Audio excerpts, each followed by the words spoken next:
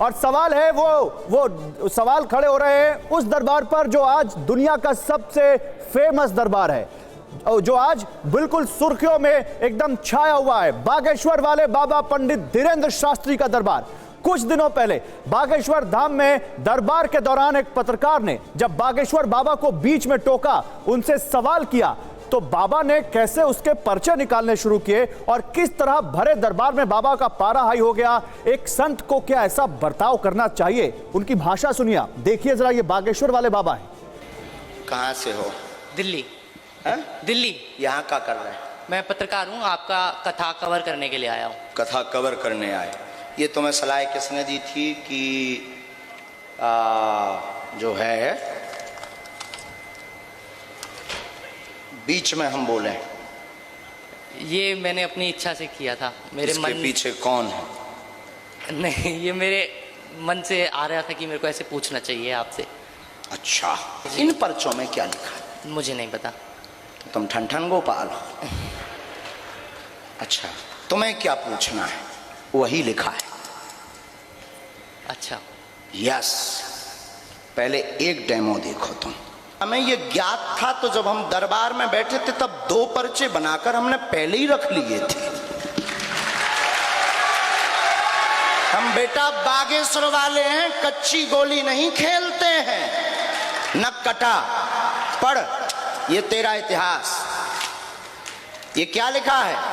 एक व्यक्ति परीक्षा लेने आएगा, बीच में टोकेगा, बदतमीजी करेगा, नालायक है, उसको बुलाने की आवश्यकता नहीं, ठिकाने लगा भी देना है आशीर्वाद। अब बोल माइक से, यही लिखा है? यही लिखा है। यही लिखा। और टीम मौजोस्को से आएगा, पर्चा नहीं देना है। न कटा, सारे हम ठटरी बार दे भी, हमसे मत बिदना तुम, समझ गए? उठ के जाओ।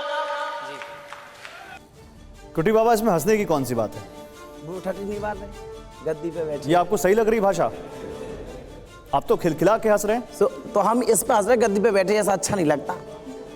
अच्छा नहीं लगता? हंस रहा। हाँ, ये उनकी भाषा अच्छी नहीं है, तो आपको कुछ कहना है बागेश्वर वाले बाबा जी को? मुझे कुछ नहीं कहना है। क्यों? मैं किसी के बारे में कुछ नहीं कहूंगा, ना मैं ये कहता हूं कि मुझे किसी के बारे में बुरा करना है। मैं तो ये कहता हूं कि मैं भाषा होती है कुट्टी बाबा? हाँ, कुट्टी बाबा, सिद्ध पुरुष की क्या ये भाषा होती है? गाली देना नहीं। भरे दरबार में ठटरी बार देने का क्या मतलब होता है? आप बताइए हमारे लोगों को, बताइए बताइए, हंसिए मत। ठटरी बारने का मतलब ये होता है, जब कोई मर जाता है तो उसको बांस की लकड़ी पर रखा जाता है और उसमें आग लगा दी जाती है। ये ठटरी बारने का सीधा सा मतलब होता है। लेकिन अब महाराज जी कहते हैं कि वो विनोद की भाषा, बुंदेली भाषा में प्रेम से बोला जाता है, तो उनके लिए वो सही है, लेकिन मैं इस बात को सहमति नहीं देता। सहमति नहीं देते ना आप सहमति नहीं देते? चलिए गद्दी पे उपमन्यु जी, आप बोलिए ना, अच्छा, ये किसी सिद्ध पुरुष की भाषा होती है? नहीं, किसी भी हालत में नहीं। गद्दी में बैठने के पहले गद्दी की महत्ता, उसको ध्यान में रख के बोलना चाहिए। कुछ भी बोलिए आप, ये देखिए कि हम इस टाइम समाज में एक ऊंची गद्दी पे उसका मान सम्मान होना चाहिए, उसकी पद और प्रतिष्ठा होनी चाहिए हर हालत में। कहीं पे भी आपसे विरोधी भी खड़े हुए हैं, लेकिन उनको भी आप जवाब देंगे तो सम्मान देंगे जवाब, ना कि अनर्गल बातें हुए। अरे वो मैं रावत साहब का मतलब ये नहीं है। ठीक है, एक मिनट रावत साहब, ये किसी सिद्ध पुरुष की भाषा होती है? ये भाषा अशोभनीय है। अशोभनीय है, ठीक है। इसी नोट पे रावत जी आपका रिएक्शन। हमारे यहाँ पर ये कहा गया है कि हमारे यहाँ 4 वर्ण हैं। वर्णों के हिसाब से सही समय पर अगर ज्ञान मिले और उसका सही समय पर ज्ञान का फैलाव किया जाए तो वो उचित होता है। इनको कम उम्र के ऊपर जितनी शोहरत मिल गई है, ज्ञान मिल गई है, उस हिसाब से इनका जो घमंड है वो बहुत ज्यादा बढ़ रहा है। मानवी, योर रिएक्शन?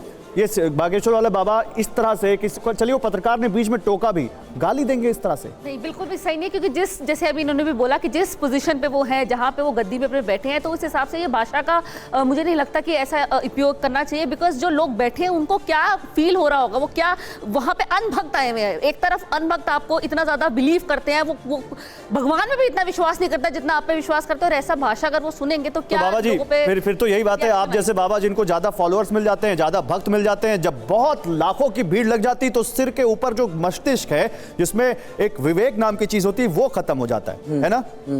मानते हैं आप? एक मिनट मानते हैं आप? सही है। सही है। तो आप लोगों को, मैं आपको भी उसमें इंक्लूड कर रहा हूं, आपके भी वीडियोस हैं जिसमें आपने लोगों को ऐसी भाषा का इस्तेमाल किया होगा। वैसे मैंने गद्दी से नहीं किया होगा, कहीं से तो किया, गद्दी की तो मैं मर्यादा रखता गद्दी से किया है, और मैं आप कहेंगे तो वीडियो भी दिखा दूंगा। गद्दी से, या उदाहरण के तौर पे कहा होगा। गद्दी में आओ, एक मिनट उपमन्यु जी, आपने उदाहरण के तौर पे कहा। क्या कह रहा? आप बार बार कह रहे हो कि हमारे आश्रम में आओ, गद्दी में आओ, वही गद्दी है। मेरी बात सुनिए, चाहे वो मैं नीचे हो, उदाहरण चाहे के ऊपर। तौर पे बोला होगा, मैंने जो बोला होगा उदाहरण के तौर पे बोला होगा। मैं व्यक्ति विशेष से कभी भी किसी से लेकिन क्या ऐसी भाषा आपको इस्तेमाल करनी चाहिए? मैं कभी भी ऐसी बात नहीं करता हूँ। व्यक्ति विशेष में या उदाहरण के तौर पे किसी के लिए बोला होगा। एक मिनट उपमन्यु मैं जी। ऐसे स्वयं नहीं बोला कि किसी महाराज व्यक्ति जी विशेष सुनिए को मेरी नहीं बात, मेरी बात सुनिए, आपका बहुत सम्मान करते हाँ। हैं। आपसे मैं जो कहना चाह रहा हूं, आज ये मौका है देश के सामने, बिल्कुल, बता दीजिए सच क्या है इन पर्ची वाले बाबाओं का सच।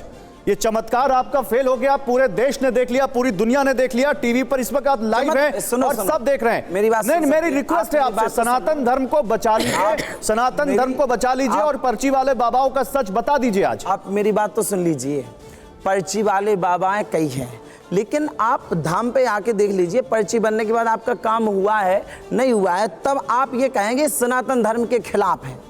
पर्ची बनी है, ये सबका काम है। आप भैया ने पर्ची बनाई है, कोई भी पर्ची बनाता है। सुनो तो, सनातन धर्म, सुनो पहले मेरी बात सुनिएगा, मेरी बात इनकी सफाई हमने उन पर बड़े गंभीर आरोप लगाए। पहले मेरी बात सुन लीजिए। जैसे पर्ची लिख दी, पर्ची लिखने के बाद यदि आपकी समस्या हल हो रही है तो ये मैं कैसे कह दूं आप कि अपनी ये नहीं समस्या के होता लिए है? किसके पास पर्ची लगाते हैं? अपनी समस्या के लिए किसके पास पर्ची लगाते हैं? हनुमान जी के पास। नहीं तो वो तो आपको साक्षात दर्शन देकर आपकी पर्ची नहीं लिखते होंगे ना, किसके पास जाते हैं आप? मैं तो हनुमान जी महाराज क्यों नहीं लिखता, मैं बाकायदा अपनी समस्या हनुमान जी महाराज के सामने प्रस्तुत करता हूँ, लिखता हूँ। जैसे कोई समस्या होती है तो लिखते हैं और वो हमारी हल करते हैं।